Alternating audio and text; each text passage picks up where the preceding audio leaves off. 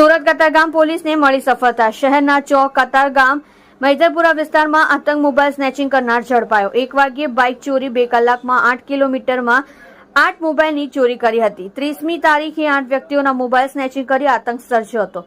કતારગામ પોલીસે સુમિત ઉર્ફે ગોલુ મદન મોહન સહાની ધરપકડ કરી 83,000ની કિંમતના 8 મોબાઈલ ફોન ઝડપી લીધા હતા।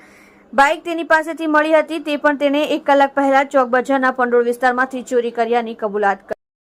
તમે જોઈ રહ્યા છો સત્યને સાથ આપનાર સત્ય સમ્રાટ ન્યૂઝ ચેનલ, તંત્રી શ્રી નિલેશભાઈ પાટીલની સાથે। તારીખ 30 ઓગસ્ટના રોજ કતારગામ પોલીસ સ્ટેશન વિસ્તારમાં મોબાઈલ સ્નેચિંગના બનાવો પોલીસના ધ્યાને આવતા સર્વેલન્સ સ્ટાફના અધિકારી તથા કર્મચારીઓએ આરોપીના સીસીટીવી ફૂટેજ મેળવવાનો પ્રયત્ન કરેલ, જેમાં સફળતા મળતા આરોપી સુમિત ઉર્ફે ગોલુ મદન મોહન સહાની નામના આરોપી કે જે કોસાડ આવાસમાં રહે છે તેની ધરપકડ કરેલી।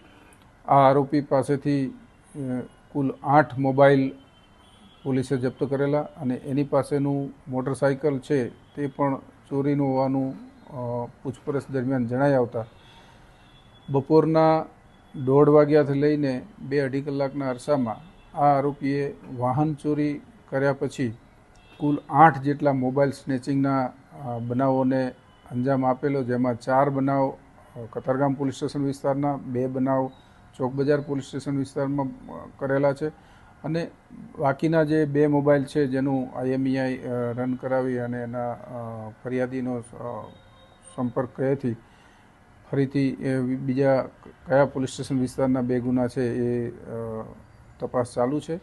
હાલમાં આરોપીની ધરપકડ કરી એની વિરુદ્ધમાં કુલ 7 ગુના દાખલ કરવામાં આવેલા છે, જેમાં કતારગામ પોલીસ સ્ટેશન વિસ્તારના 4 ગુના છે અને 3 ગુના ચોક બજાર પોસ્ટે ખાતે દાખલ થયેલ છે। આ કામના આરોપી જે છે અગાઉ પણ મોબાઈલ સ્નેચિંગના ગુનામાં 2 વખત ઉત્તરાયણ પોલીસ સ્ટેશનમાં પકડાયેલા છે। આમ આરોપીનો ગુનાહિત ઇતિહાસ છે, તેથી આરોપીની ધરપકડ કરી વધુ તપાસ હાથ ધરી અન્ય કોઈ ગુનાઓને અંજામ આપેલ છે કે કેમ અને આરોપીઓ સાથે અન્ય કોઈ સહ આરોપીઓ છે કે કેમ એ દિશામાં પોલીસે તપાસ હાથ ધરેલી છે।